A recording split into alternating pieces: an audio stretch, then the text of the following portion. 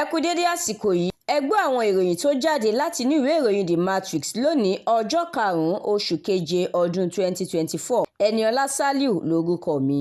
Ọjọ́ ìdájọ́ oníbẹ̀ta lọ́jọ́ àná jẹ́ pẹ̀lú bí Wike àti Ganduje ṣe yege nígbà tí nǹkan kò ṣẹnure fún Ọbaṣẹ́kì.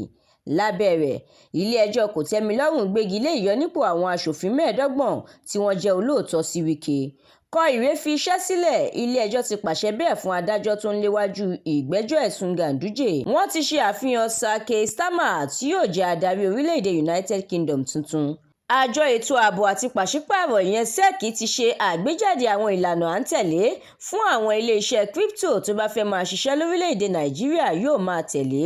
Ààrẹ Tinubu ti ṣe ìfilọ́lẹ̀ ikọ̀ ẹlẹ́ni 29 kan tí wọn yóò máa ṣe àmójútó ètò ọrọ̀ ajé orílẹ̀-èdè Nàìjíríà. Ilé ẹ̀kọ́ gíga TASUED ti fi igi gún ìdánwò tó ń lọ lọ́wọ́ ní ilé ẹ̀kọ́ ọ̀hún látàrí ọmọ ilé ẹ̀kọ́ ọ̀hún kan tó ṣalábàápàdé ikú òjijì látọwọ́ àwọn ọmọ ẹlẹ́gbẹ́ òkùnkùn.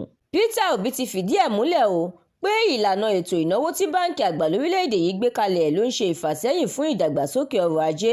Láìpẹ́ láì jìnnà wọn yóò fi Nnamdi Kanu sílẹ̀ láhàámọ́. Àgbà òǹkọrin kan lórílẹ̀‐èdè yìí ìyẹn Charlie Boy ló sọ bẹ́ẹ̀. Ìròyìn eré ìdárayá, Erik ten Hag ti tọwọ́ bọ ìwé àdéhùn tuntun míì pẹ̀lú ẹgbẹ́ agbábọ́ọ̀lù Manchester United títí di ọdún 2026. Ẹ darapọ̀ pẹ̀lú The Matrix lójú òpó Facebook, Instagram, TikTok, YouTube àti X láti máa jẹ ìgbádùn àwọn ìròyìn lóríṣiríṣi síwájú sí i. Àdúrà mọ́mi Balógun ló ṣòǹgbùfọ̀ ìròyìn yìí. Ẹniọlá Sàlíù lórúkọ mi.